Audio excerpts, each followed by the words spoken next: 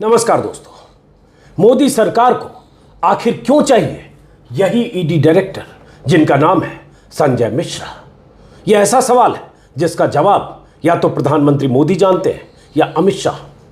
यह ऐसा सवाल है जिसका जवाब हम जैसे तमाम लोग जानना चाहते हैं, क्योंकि ये वो ईडी डायरेक्टर हैं जिन्हें 3 बार एक्सटेंशन दिया गया, एक साल करके। इनके एक्सटेंशन पर जब सुप्रीम कोर्ट ने एतराज किया, कई याचिकाएं दायर हुई।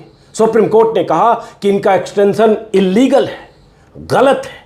उसके बाद सुप्रीम कोर्ट ने इनके एक्सटेंशन की जो म्याद थी नवंबर 2023 तक, तीसरे एक्सटेंशन की, उसे कम किया और एक फैसला दिया 11 जुलाई को कि इन्हें हर हाल में 31 जुलाई तक इनके पद से रुखसत कीजिए और नए ईडी डायरेक्टर की तैनाती कीजिए। सुप्रीम कोर्ट में सरकार ने बहुत दलीलें दी थी, कई बार, कई सुनवाई के दौरान, लेकिन सुप्रीम कोर्ट ने एक न सुनी। लेकिन अब सुप्रीम कोर्ट की उसी बेंच के सामने, सुप्रीम कोर्ट के ही फैसले के खिलाफ कहें या उस फैसले पर पुनर्विचार के लिए मोदी सरकार फिर से गई गुहार लगाने कि माय लॉर्ड, जिस ईडी डायरेक्टर को आपने 31 जुलाई तक उनके पद से रुखसत करने का आदेश दिया है, उन्हें कुछ दिन के लिए और मोहलत दी जाए, उन्हें अक्टूबर तक उनके पद पर रहने दिया जाए, क्योंकि देश हित में उनका रहना जरूरी है। मनी लॉन्ड्रिंग से लेकर टेरर फंडिंग तक कई ऐसे मामलों की जांच कर रहे हैं जिसके लिए उनका रहना जरूरी है। कल सुप्रीम कोर्ट के दरवाजे पर दस्तक दी गई, आज सुनवाई हुई, एक फैसला सुप्रीम कोर्ट से आया। फैसला ये कि 3 जजों की पीठ ने कह दिया कि ठीक है, हम इनको 45 दिन की और मोहलत देते हैं।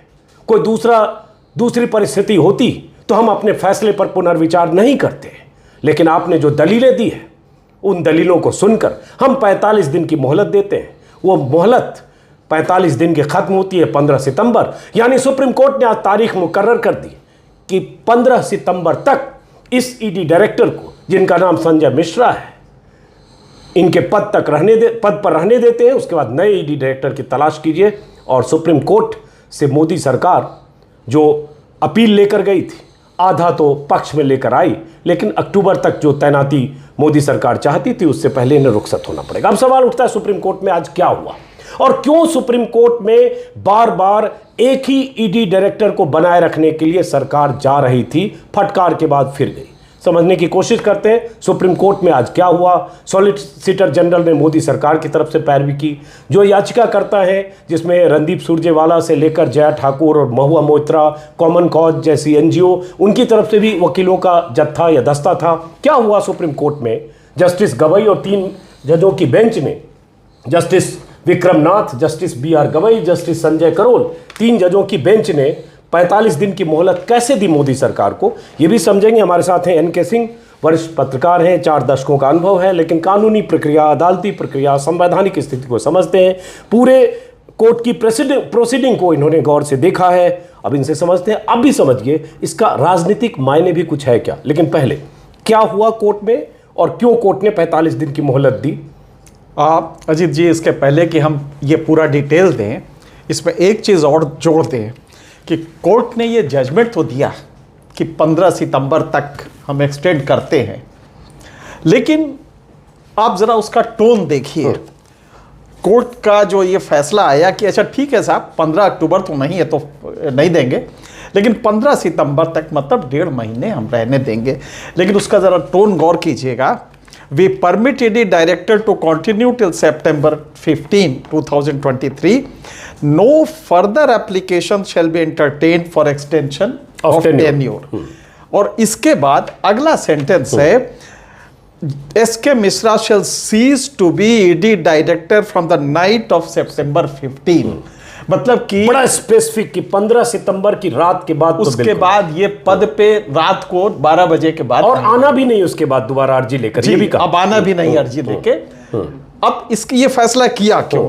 कई बार होता है कि कोर्ट को एक ये जानते हुए कि ये वैलिड नहीं है, उसको एक एडजस्टमेंट करना पड़ता है कि भाई एक दलील ये आई है और दलील ठीक है। भारत के इतिहास में इस तरह की दलील मुझे लगता है कि फिर किसी पहले केस में नहीं आई है। इसमें यहां तक कह दिया गया कि साहब अगर रेटिंग ये गिर गई, ईडी ये नहीं रहेंगे डायरेक्टर, और साहब अगर रेटिंग गिर गई तो हमें लोन लेना बैंक से, इंटरनेशनल बैंक से बंद हो जाएगा, हमारी रेटिंग नीचे आ जाएगी, मतलब कि हिंदुस्तान खत्म हो जाएगा। अरे आपके मोदी जी का ये $3 ट्रिलियन तीसरे नंबर पे आ रहा है और आपने दलीलें ऐसी दी है कि एक ईडी डायरेक्टर अगर नहीं रहेगा तो साहब ये तो बिल्कुल कयामत बर्पा हो जाएगी। तो ये मुझे लगता है कि इतना बचकाना ये सरकार का ये दलील था और उस पर कहा भी क्वेश्चन, तो मैं पूरा डिटेल्स उसमें बताना चाहता हूं, लेकिन जो सबसे बड़ी बात है ये धीरे से बताया गया कि साहब ये पहली बार पीयर रिव्यू का मतलब होता है इस बॉडी में जो जिसके आधार पे इन्होंने ये एक्सटेंशन मांगा था वो है क्या। सबसे पहले वो हमें बताना जरूरी है, वो है FATF, financial action task force. ये 1989 में बना था, एक इंटरनेशनल इंटर गवर्नमेंटल बॉडी है। ये देश की जो सरकारें होती हैं उन्होंने तय करके, और इसमें 39 मेंबर्स हैं। इसकी रेटिंग जो होती है इसके 3 तरह की होती है। एक तो होता है कि ये ब्राउन लिस्ट में तो आ गई, ब्लू लिस्ट में, और एक होता है जो ब्लैक लिस्ट होती है, और एक होता है कि नहीं साहब फाइनेंशियल ये जो डायरेक्शन है ये मान रहे हैं। तो आज कोर्ट में पूछा गया, अच्छा बताइए आप किस लिस्ट में हैं? तो बोले साहब हम तो कंप्लायंट लिस्ट में हैं। ये एसजी ने कहा, जब कोर्ट ने पूछा तो उन्होंने कहा कि साहब हम तो कंप्लायंट लिस्ट में हैं। तो बोले कि तो दिक्कत क्या है? तो उन्होंने कहा साहब ये पहली बार पीयर रिव्यू हो रहा है, मतलब सब देश मिलकर करेंगे। उनका इशारा ये था कि साहब पाकिस्तान हम लोग को मेलाइन कर सकता है और इससे हमारा नुकसान होगा। ये फालतू बात थी, क्योंकि पाकिस्तान किसी को क्या मेलाइन करेगा? जो आदमी 4 साल खुद रहा है ब्लैक लिस्ट में, जिस टेरर फंडिंग के लिए माना जाता है। मेलाइन करेगा या नहीं एक सवाल एक संस्था का है। ईडी एक संस्था है, उस संस्था का डायरेक्टर कोई भी कैपेबल अधिकारी को रखिए, उसकी डीलिंग से क्या फर्क पड़ता है? बिल्कुल सही कह रहे हैं आप।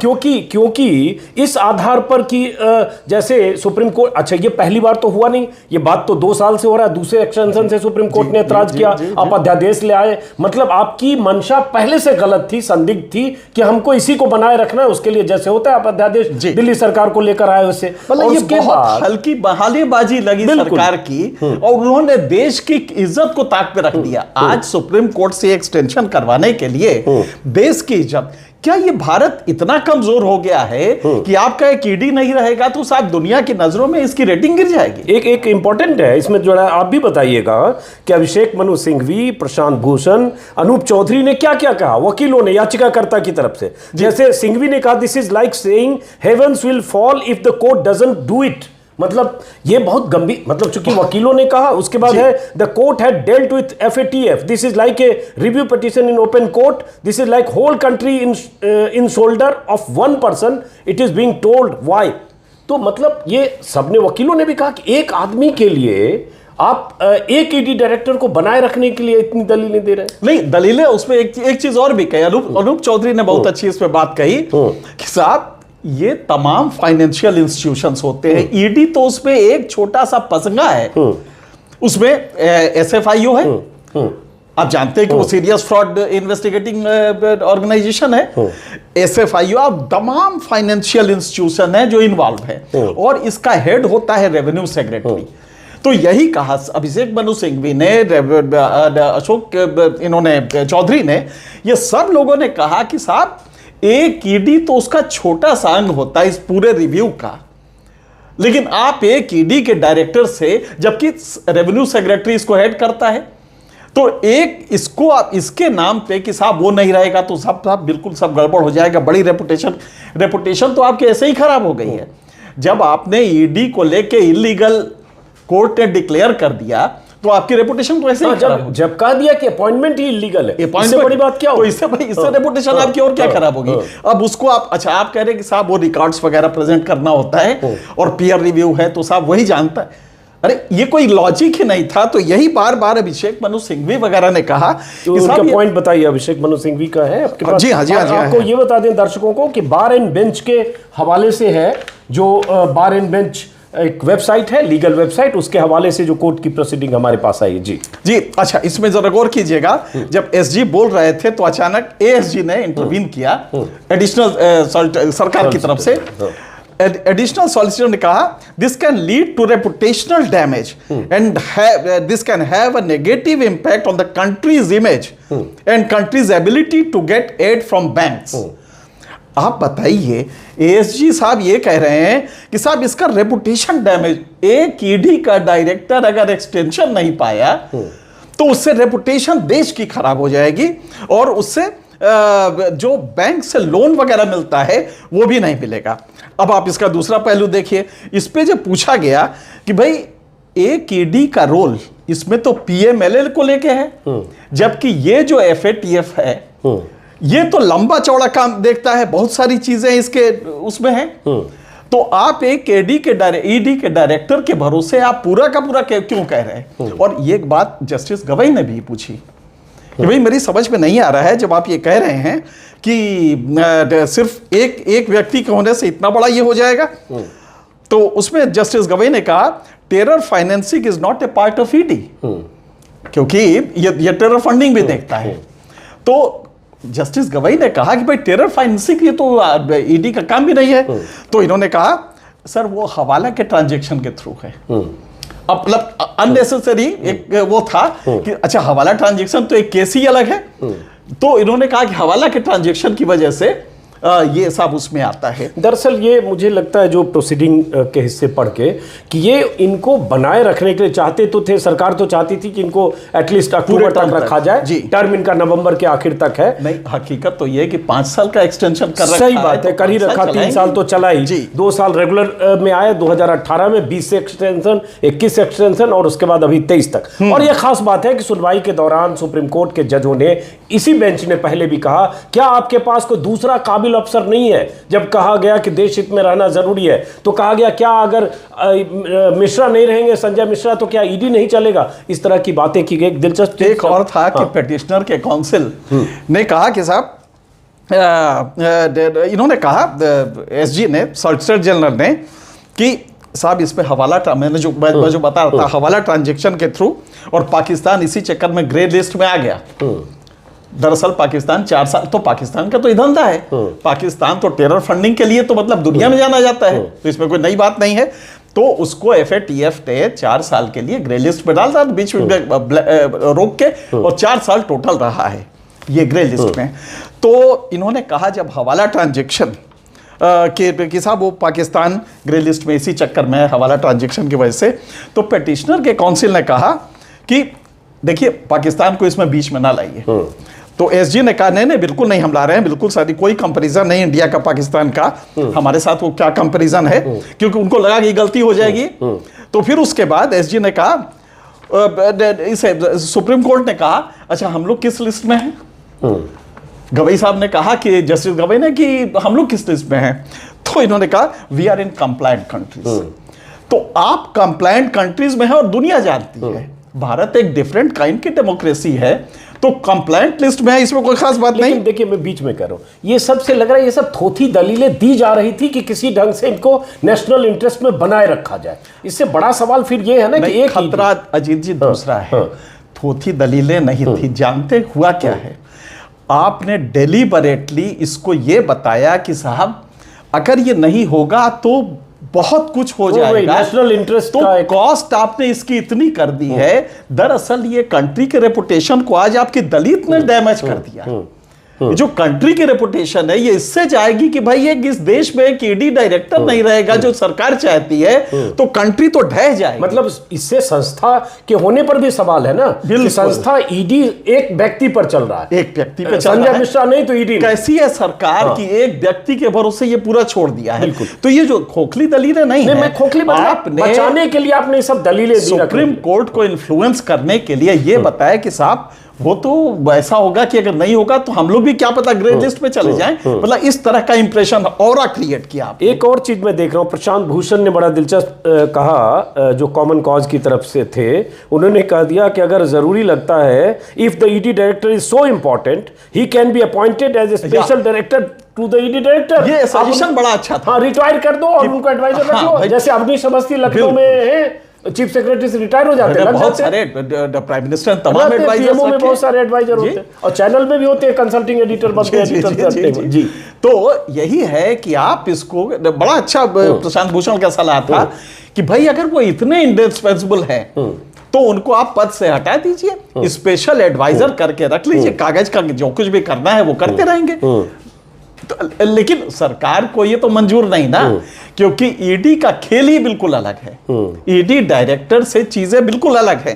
तो मुझे लग रहा है कि आज उन्होंने कंट्री की रेपुटेशन दांव पे लगा के सुप्रीम कोर्ट में ये एक्सटेंशन चाहा है। मुझे समझ में अभी तक नहीं आ रहा है, मैं एक लंबे अरसे से कोर्ट केसेस देख रहा हूं कि कोर्ट में कैसे दलील होती है। मुझे समझ में नहीं आया कि जब ये कोर्ट में सरकार कह रही है कि साहब कंट्री की रेपुटेशन, नेगेटिव रेपुटेशन हो जाएगी। आप जरा सोचिए कि ईडी के डायरेक्टर के 3 महीने न रहने पे कंट्री की रेपुटेशन खराब हो जाएगी। तो ये मोदी जी जो घूम के पूरी दुनिया में रेपुटेशन कर रहे हैं, इसका क्या होगा? सही बात है। आप जो कह रहे हैं कि 3.7 ट्रिलियन डॉलर की इकोनॉमी है, उसका क्या होगा? लेकिन बात तो ये भी है आपने ना, कंट्री की प्रेस्टीज को आज दांव पे लगा के ये एक्सटेंशन चाहा है। मुझे लगता है कि इसके पीछे राज कुछ और है। राज तो यही है जो छापे पड़ रहे, देखिए राज है ये, इस पन्ने में राज दर्ज है। इधर देखिए पीछे ये है कि ईडी ने कितने छापे मारे हैं 2014 के बाद से। 2014 से जब से मोदी जी की सरकार बनी है, ईडी केसेस 4 गुना बढ़े हैं। 95% आर फ्रॉम अपोजिशन। ये राज है। ईडी की कार्रवाई, ईडी के छापे, ईडी के निशाने पर विपक्ष के नेता पिछले 10-9 साल में ज्यादा रहे, कई गुना, 95%। अब एक आंकड़ा है इंडियन एक्सप्रेस के हवाले से पिछले साल, ये आंकड़ा है कि एनडीए में कितने ईडी में मामले दर्ज हुए और यूपीए में।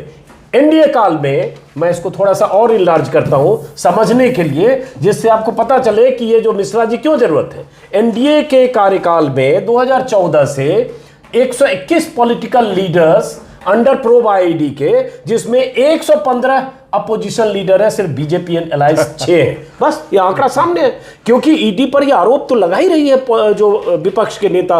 और ये हम देख रहे हैं कि कैसे जिसके पीछे ईडी रहती है वो अगर बीजेपी में शामिल हो जाता है या सरकार में या साझा या पार्टनर, ईडी शामिल हो जाती है। इसमें एक चीज और जोड़ दें, अब आज के इस फैसले के बाद हमें, आपको, सुप्रीम कोर्ट को और देश की जनता को ज्यादा सतर्क रहना होगा, क्योंकि अब 2 काम होंगे।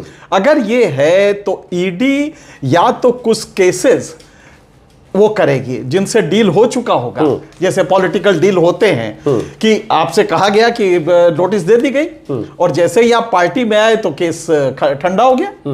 तो या तो वो केसेस ठंडे होने के लिए पर्पस होगा, या ये होगा कि किसी तरह से कुछ नए लोगों को इसमें, ताकि कुछ एडजस्टमेंट हो सके। तो कुछ अनफिनिश्ड टास्क होगा, अनफिनिश्ड एजेंडा होगा, बिल्कुल, जो इन्हीं के हाथ में होगा। ये 45 दिन में पूरा कर लीजिए। 45, अच्छा उसमें एक्चुअली कागजों में, उसके बाद वो चले भी जाए तो वो बाकायदे कागजों में आ जाएगा। हो गया, क्योंकि ये पीछे से काम पॉलिटिकल होती रहेगी। बुनियाद ये बना जो रहे होंगे 2-4-6 महीने 1 साल से किसी के बारे में, पॉलिटिकल अपोनेंट के बारे में, जो भी है वो बुनियाद पर इमारत खड़ी करके जाएंगे। वरना कोई भी गवर्नमेंट इतनी गिड़गिड़ाती नहीं कि साहब कयामत बर्पा हो जाएगी और साहब ये तो देश ही खत्म हो जाएगा। आज जो दलीलें दी हैं, मतलब शर्मसार करती हैं कि 70 साल की डेमोक्रेसी के बाद आज हम यहां खड़े हैं कि एक ईडी का डायरेक्टर नहीं हुआ तो कंट्री की रेपुटेशन खराब हो जाएगी। तो फिर ये देश कौन चला रहा है? तो फिर मोदी जी नहीं चला रहे, फिर ईडी डायरेक्टर चला रहा है। यही मेरे ख्याल से अभिषेक मनु सिंघवी ने भी बोला है। इस हिस्से को आप जरा इसको नरेट करिए, जो बोला है यहाँ पे कि the entire focus is on this ED director. यही बोला है कि इंस्टीट्यूशन, नहीं, उससे और भी अच्छा बोला है, the court had dealt with FATF. ये सिंघवी का कहना है कि कोर्ट ने एफएटीएफ, ये पहले से भी कोर्ट जानता है कि उसका क्या रोल है। This is like a review petition in open court. This is like whole country is on the shoulder of one person. कि एक के आदमी के कंधे पे आपने पूरी देश रख दी है। वो नाम है ED director. It is being told so why. Today we have gone up. अच्छा, FATF अपनी असेसमेंट करता रहता है।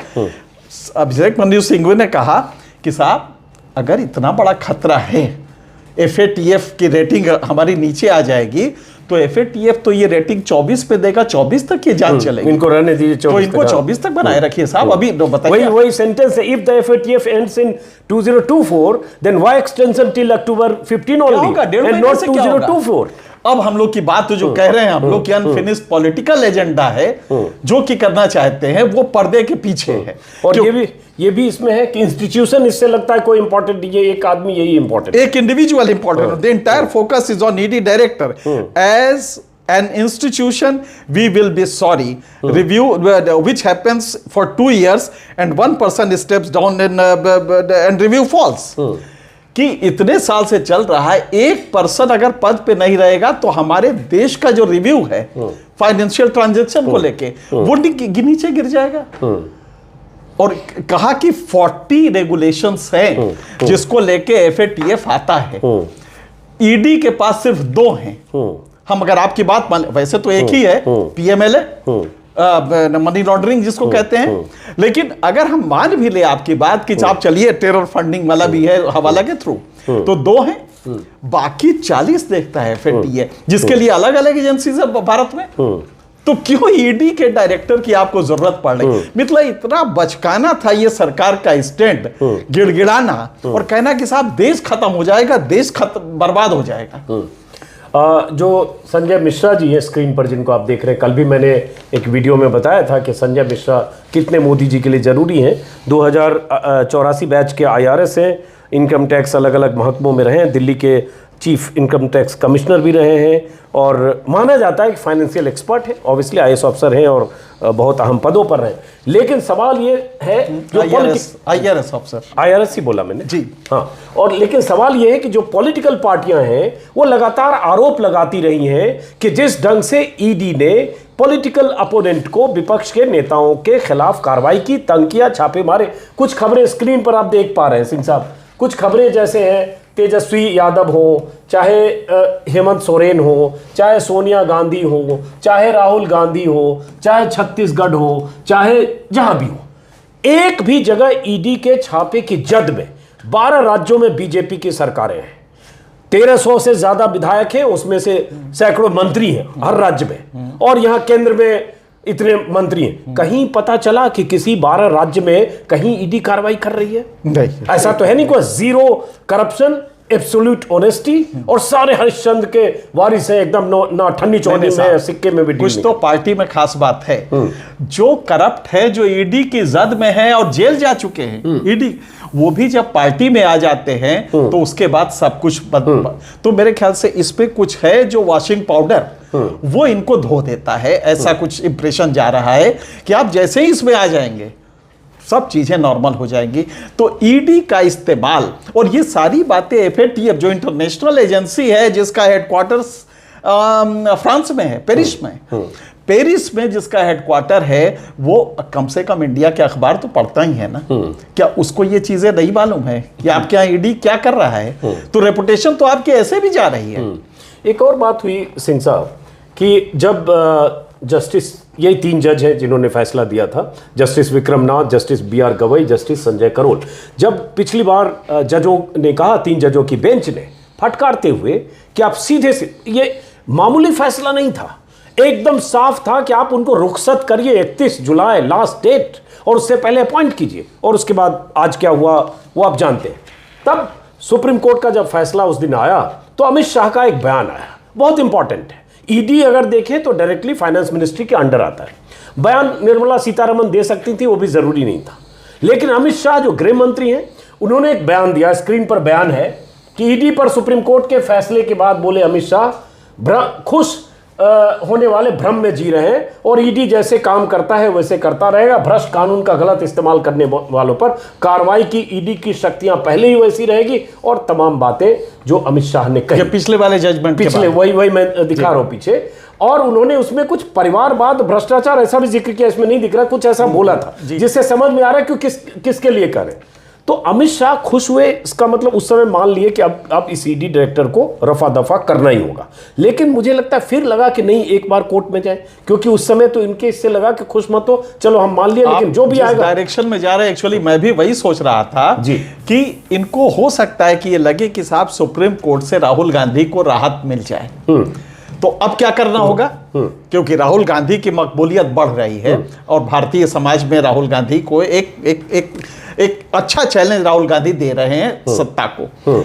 अब ऐसे में ये जो है कि आप राहुल गांधी ईडी के चक्र में आ रहे हैं, तो मुझे लगता है कि ये कोशिश हो सकती है कि नहीं, एक राउंड अगर इससे बच भी गए तो राहुल गांधी को किस तरह लपेटा जाए, ये ईडी का एक नया कुचक्र हो सकता है जिसका खतरा मुझे लगता है। लेकिन हाँ, सुप्रीम कोर्ट ने अगर ये जजमेंट दिया है तो अब सुप्रीम कोर्ट को भी सतर्क रहना पड़ेगा, एक वॉचफुल वो रहना पड़ेगा कि इसके आड़ में ईडी में हो क्या रहा है।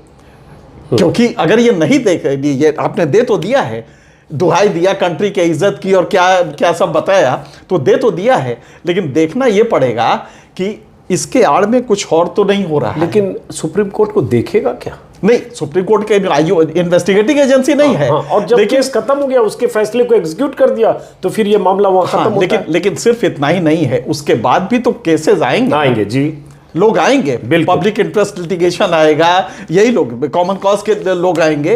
तो मुझे लगता है कि क्योंकि एक इंटायरिटी में इसको देखना पड़ेगा। आपने रिलैक्सेशन दे दिया, बिल्कुल, लेकिन उसका नतीजा का कोलेटरल डैमेज कहीं और तो नहीं हो रहा है। लेकिन एक सवाल मेरे जहन में उसके बाद भी आता है कि ये दलीलें एसजी ने, तुषार मेहता ने जो भी दी, जिसका जिक्र आपने किया, लेकिन जिस नियुक्ति को, एक्सटेंशन को, दरअसल दूसरे एक्सटेंशन को ही अगर सुप्रीम कोर्ट कह चुका था कि अवैध है, इलीगल है, आपने ऑर्डिनेंस बना के और उसके बाद उनको रेगुलराइज किया, 1 साल एक्सटेंशन दिया, उसके बाद जो अवैध है, जो इलीगल है, उसको सुप्रीम कोर्ट भी क्यों 45 दिन दे रहा है? और ये तो फिर पॉलिटिकल लोगों ने सवाल उठाया, फिर तो उसके फैसले पर भी लॉ में इसको अच्छा नहीं माना जाता कि अगर आप इलीगल नहीं कहते, हाँ हाँ बिल्कुल, आपने इलीगल कह दिया, हाँ। इलीगल को आपने फिर समय दे दिया कानून में। अच्छा, ये सामने देखते हुए कि ये व्यक्ति जो बैठा है ये इलीगल डिक्लेयर हो चुका है, आज उसकी भी क्या स्थिति होगी? अगर वो इलीगल है और बैठा हुआ है, 1.5 महीने और बैठेगा, तो उसको कैसे लिया जाएगा और उसके कंडक्ट्स को हम कैसे लेंगे? कल हम सुप्रीम कोर्ट जा सकते हैं, हुजूर ये व्यक्ति जो इलीगल बैठा है, इसने ये ऑर्डर दिया, हम इसका ऑर्डर नहीं मानेंगे। तो मुझे लगता है कि सुप्रीम कोर्ट के, लेकिन सुप्रीम कोर्ट ने शायद एक बैलेंस इसमें लिया है, एक जो व्यू लिया है और कहा भी है। ये सेंटेंस मुझे अक्सर बहुत हॉन्ट कर रहा, तब से जब से ये हमने जजमेंट देखा, तो वो हॉन्ट ये कर रहा है, आप जरा गौर कीजिएगा। सुप्रीम कोर्ट ने एक बड़ा ही एक कंप्रोमाइज इसमें लिया है, कंप्रोमाइज व्यू लिया है, जिसमें कहा है we find that taking into consideration larger public interest. अब ये बात हमें इसने दिया है, बार एंड बेंच के उससे आया है, लेकिन एग्जैक्टली अगर ये सेंटेंस है कि we taking into consideration larger public interest we permit ED director to continue for some more period. अब लार्जर पब्लिक इंटरेस्ट, इसमें आप किसी को इलीगल जिसको डिक्लेयर कर दिया है, उसमें पब्लिक इंटरेस्ट कौन सा है जो लार्जर है? वो सिर्फ यही है कि सरकार ने इतना बड़ा एक ऑरा क्रिएट किया, भ्रम, स्मोक स्क्रीन क्रिएट किया कि लगा जजेस को कि भाई हो सकता है कि इसमें ऐसा कुछ हो, और एक कॉम्प्रोमाइज, ये जजमेंट दरअसल एक कॉम्प्रोमाइज, जैसे राम जन्मभूमि का जो जजमेंट है वो बेसिकली एक कॉम्प्रोमाइज है, जो जज ने माना भी, वो जजेस यूनानिमस जो जजमेंट हुआ है, एक वो कॉम्प्रोमाइज है कि भाई तुम यहां कर दो तो तुमको वहां दे देते हैं। लगभग वही स्थिति इस जजमेंट में भी है कि भाई लार्जर पब्लिक इंटरेस्ट में हम एक इलीगल व्यक्ति को, जिसका अपॉइंटमेंट इलीगल है, हम उसको भी इस समय 1.5 महीना और रख रहे हैं। तो लॉ में ये बहुत अच्छा नहीं माना जाता, लेकिन एक समझौता है, और वो भी सिर्फ इसलिए कि पब्लिक इंटरेस्ट कोर्ट ने कहा है, मेरे ख्याल से उससे मुराद जो है कोर्ट की वो नेशनल इंटरेस्ट से है, जिसको कि सरकार ने कहा कि साहब नेशनल इंटरेस्ट बर्बाद हो जाएगा, ये हो जाएगा, रेपुटेशन, मतलब क्या क्या नहीं कह दिया। मजाक लगता है कि कल जब आप मोदी जी मंच पे जाएंगे तो देश की रेपुटेशन अगर एक ईडी के रहने न रहने से 3 महीना रह जाएगा तो कंट्री की रेपुटेशन आसमान पे चली जाएगी। तो ये मुझे लगता है कि अपने आप में बहुत ही हल्की बात है, लेकिन अब मजबूरी है करना। अब थोड़ा पॉलिटिकल अगर देखें, जैसे ये द टेलीग्राफ की एक हेडलाइन है, चूंकि ये बार बार बात आती है कि ईडी पिछले 4-5 सालों से काम कैसे कर रही है। आपको याद होगा शायद, अगर 2014 के पहले 12-11 रहा होगा, जब सुप्रीम कोर्ट ने सीबीआई के लिए कहा था पिंजरे में बंद तोता है जी, वो दौर था। आज की तारीख में तो तोते से भी बुरी हालत है, और तब एक तोता था, अब सारे तोते बन के हैं। अब ये टेलीग्राफ ने हेडलाइन छापा था, in republic of reds all know who is next. Red राज करके छापा था कि कैसे, तो हर राज्य में जहां छापे मारे गए हैं ईडी और सारी एजेंसियों के, सबके सब विपक्ष के हैं। तो इस ईडी डायरेक्टर के एक्सटेंशन से ये खतरे कि जो बचे हैं वो कुछ और अगले 45 दिन में कुछ ऐसी कार्रवाई नहीं किया कि जो हम लोगों ने पहले आशंका जताई। 26 पॉलिटिकल पार्टीज एक साथ आई हैं, कुछ बाहर हैं, कुछ बाहर हैं। वो बाहर क्यों हैं, और जो बाहर हैं अगर वो वैलिड रीजन से बाहर हैं तो उनको अंदर लाना भी इनका काम है। तो जो पॉलिटिकल इम्प्लीकेशन इसके हैं, एक्चुअली ईडी को आपने जिस तरह कर दिया है उसमें और कुछ करना ही नहीं है। ईडी एक नोटिस देगा और उसके बाद जो प्रोसेस होगा वो यही होगा, हाँ भाई आ रहे हो इधर आ रहे हो, पॉलिटिकल सिस्टम में किसी को फोन करेगा और उसके बाद होगा कि भाई इधर आओ तो बचो। नहीं पहुंच जाते, अब तो फोन का जमाना नहीं रहा, पता नहीं कौन पेगासस लगाए हो। सही बात। लेकिन अब ये है कि पहुंच के और वो एक निगोशिएशन होगा जिसकी जानकारी हमें आपको नहीं होगी, क्योंकि ये कनेक्टिविटी बिल्कुल अलग है। तो लिहाजा वो थर्ड पार्टी इंटरवेंशन होगा, और कुल मिला के ये होगा कि जो बाहर बैठे हैं, जो 4-6-10 पार्टियां हैं, वो भी सजदा करने आ जाएंगी। अगर नहीं आती है तो यही मुझे लगता है कि 15 जो ये मांग रहे थे 3 महीने का, जो अक्टूबर 15 तक मांग रहे थे, उसके पीछे यही कारण था कि कुछ जो काम अनफिनिश्ड टास्क जो बचा हुआ है वो हम पूरा कर लें।